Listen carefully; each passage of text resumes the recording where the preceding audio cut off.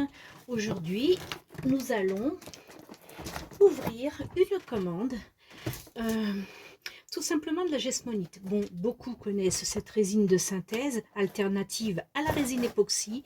Pour ceux qui sont allergiques à l'époxy, vous avez possibilité d'utiliser la gesmonite, mais sauf qu'elle n'a pas de transparence. Alors, on va ouvrir tout ça.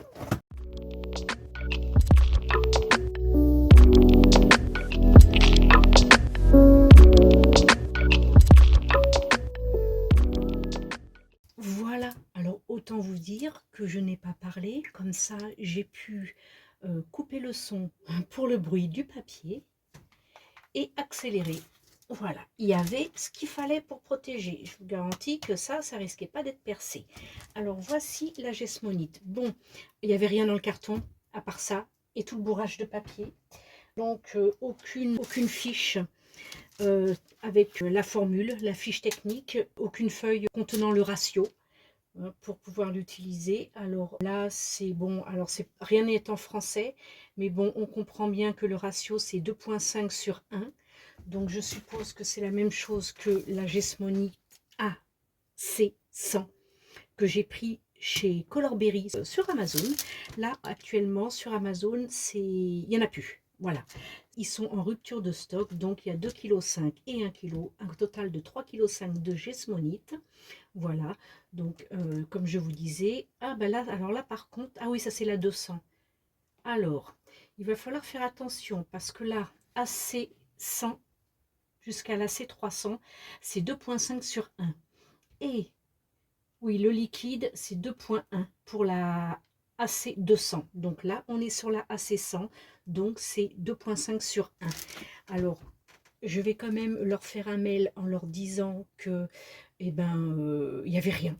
Aucune fiche explicative, rien du tout. Alors, quand on s'y connaît, ça va. Quand on débute, ça va pas. Parce qu'il va falloir que les filles qui débutent fassent un calcul pour pouvoir trouver les ratios. Mais ne vous inquiétez pas, je vais tout vous mettre en bas de vidéo. Et au-dessus, je vais vous mettre la vidéo de la fabrication du terrazzo avec la gesmonite. Alors, je l'ai commandé sur le site SF Pinture.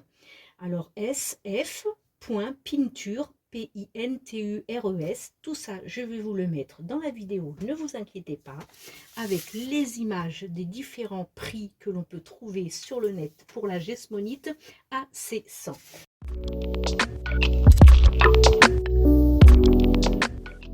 Alors, sachez aussi que les colorants pour la gesmonite sont bien spéciaux. Ce n'est pas des colorants pour encre et encre alcool pour résine.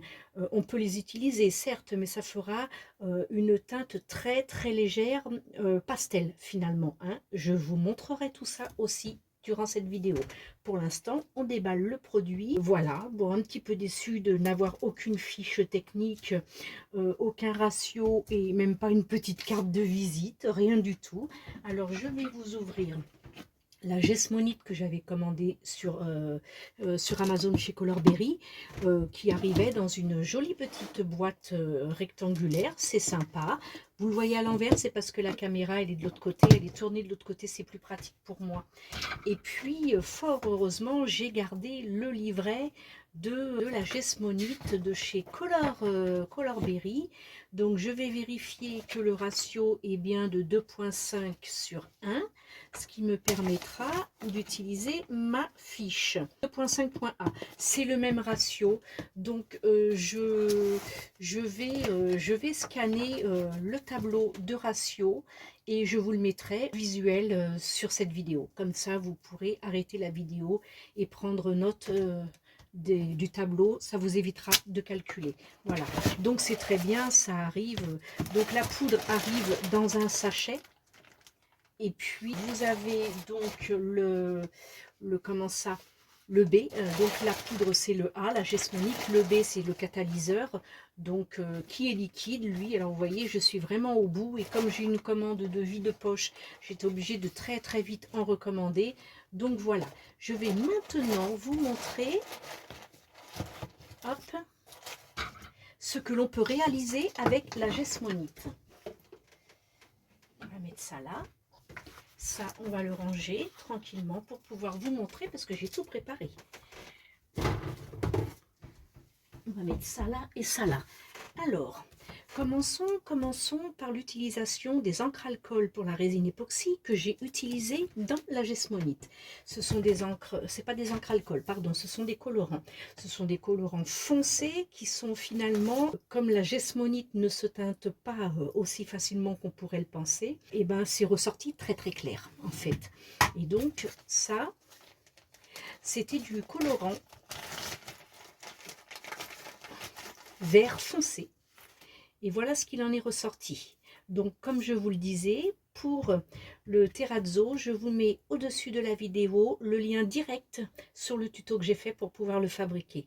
Alors, vous voyez, ça fait un petit peu les Hollywood chewing-gum en fait. Hein. Excusez-moi pour la marque, mais bon, voilà, ça fait les chewing-gum mentholés, là. C'est à la chlorophylle ou je ne sais plus trop quoi. Mais bon, c'est une très très jolie couleur. Et à la base, c'était vert foncé.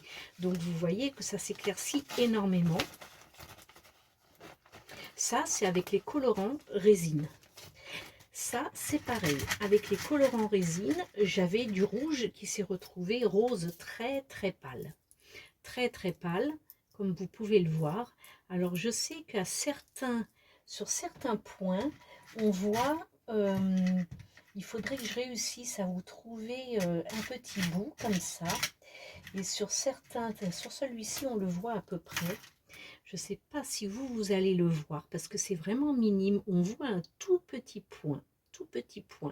Et c'est du rouge très foncé. C'était le rouge cerise des colorants résine époxy. Et puis voilà. Donc ça s'est mal mélangé. Et du coup, on voit bien le rouge.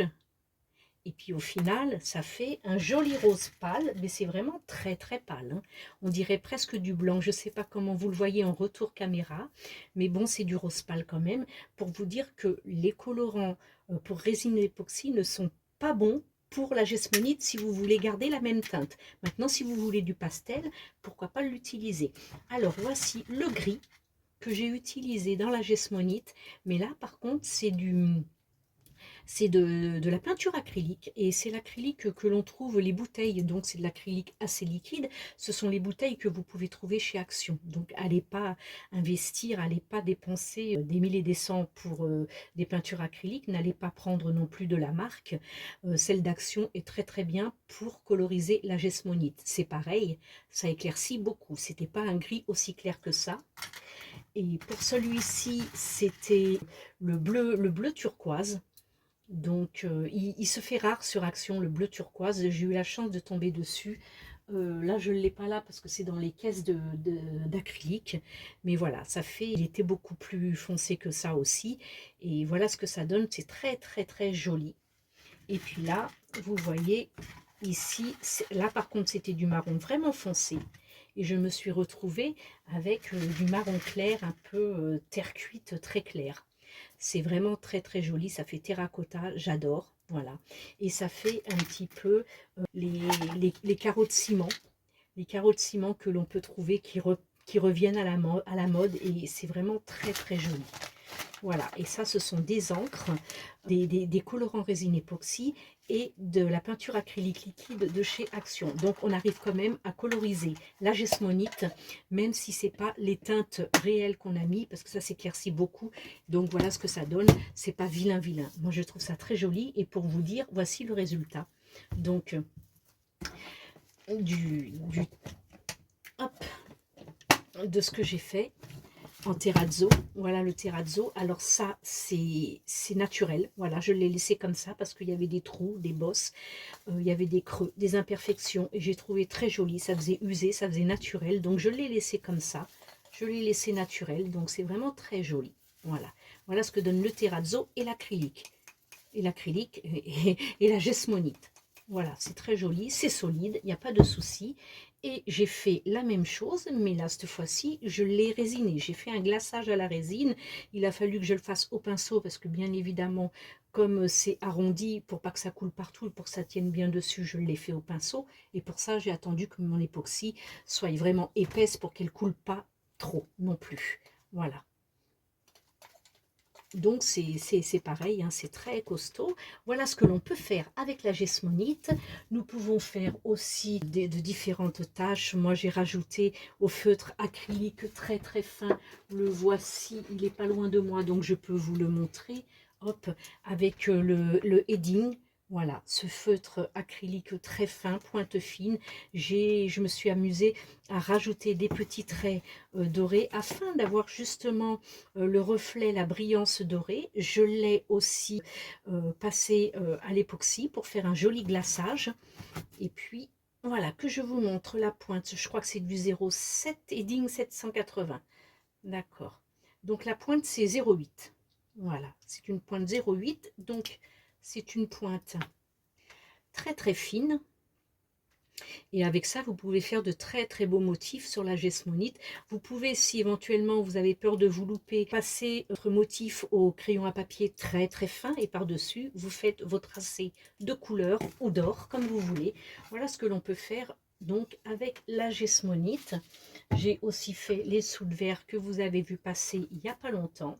Donc voilà, avec toujours ces fameux petits traits dorés que j'aime beaucoup. Ça finalise, ça fait du travail fini.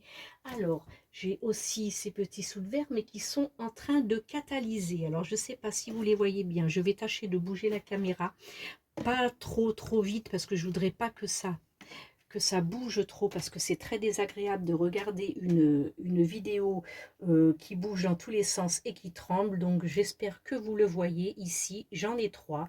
C'est en train de catalyser. Et voilà, j'ai fait un glaçage avec ces petits dessous de verre octogonaux. Voilà, par lot de 3. Hop là, on va se remettre comme ça. Et aussi, j'ai fait un gesmonite, donc vous avez beaucoup de possibilités. Là, je vous montre les exemples pour que ça vous donne des idées. Et puis pour ceux qui sont allergiques à l'époxy, il n'y a rien de tel que la gesmonite ou d'autres résines. Hein. Sur mon blog, vous avez une page avec les résines de synthèse alternatives à l'époxy. Vous avez donc toute une liste que je vous ai mis sur le blog. Vous avez toujours, sous toutes les vidéos, vous avez le lien du blog, donc vous pourrez aller voir. Et là, vous pourrez aussi faire des objets. Vous voyez, j'ai fait un petit nœud papillon plat. J'ai fait aussi en gesmonite des petites fleurs. Donc, que je mettrai sur le nœud papillon pour faire une sorte de petit nœud de papillon champêtre. Voilà. Mais évidemment, avec des taches colorées, parce que ça fait très années 60, années 70, ces petites taches de partout, de toutes les couleurs. Et j'aime assez. Et justement, le nœud papillon champêtre fait partie de la gamme des années 60-70 et c'est comme plutôt 70 et ce sera vraiment très joli une fois que je l'aurai fini. Vous le verrez passer sur Instagram et sur Facebook. Et j'ai fait un autre en gesmonite toujours, hein, parce que là on est dans la section gesmonite. J'ai fait un joli nœud papillon qui a un peu plus de relief, beaucoup plus petit aussi. Voilà, donc je le trouve très beau et c'est pareil, il aura ses petites taches de couleur. Et puis je me suis amusée, puisqu'il me restait un fond dans mon pot, je me suis amusée à finir ce fond de pot en faisant 4 petits bijoux style diamant. Hein. Vous voyez, il a les courbes, il y a tout ce qu'il faut, style diamant. C'est très joli aussi. C'est pareil, il me reste à percer un peu plus parce que derrière, c'est pas tout à fait percé sur certains. Donc voilà. Et puis j'y ferai aussi les petites couleurs qui vont bien. Et puis bien entendu, un glaçage époxy pour protéger le bijou. Mais bon, étant donné que c'est de la gesmonite, c'est incassable. Hein, c'est très bien. Donc, mais pour protéger les couleurs que je vais mettre, je ferai un petit glaçage époxy. Voilà, et ben écoutez, j'espère, je vais protéger de nouveau ça parce que je ne veux pas de poussière dessus. J'espère que cette vidéo vous aura plu. Je vous mets toutes les informations sur la vidéo, sous la vidéo et au-dessus le lien direct du tuto pour faire ce fameux terrazzo. Et puis, bah, écoutez, le petit pouce en l'air, c'est super sympa. Un commentaire, moi j'adore vous lire et vous répondre. Et puis si vous n'êtes toujours pas abonné, abonnez-vous et j'espère que le contenu de ma chaîne vous plaira. Il y a un petit peu de tout, donc n'hésitez pas. Et puis écoutez, mettez vos écouteurs et allez sur l'onglet podcast de ma chaîne et vous verrez, ce sont tous les articles que j'ai écrits. En fait, je vous les lis parce que j'ai des personnes qui m'ont dit que mes articles étaient intéressants, sur la résine bien entendu, mais qu'ils n'avaient pas le temps de tous les lire. Alors comme maintenant YouTube a mis en place des podcasts, les podcasts ce n'est pas à visionner mais à écouter, et ben écoutez, faites ce que vous avez à faire, comme je le dis, allez courir, allez manger, allez vous reposer, mettez vos écouteurs, formez-vous, écoutez-moi et créez. Voilà, bye, ciao ciao.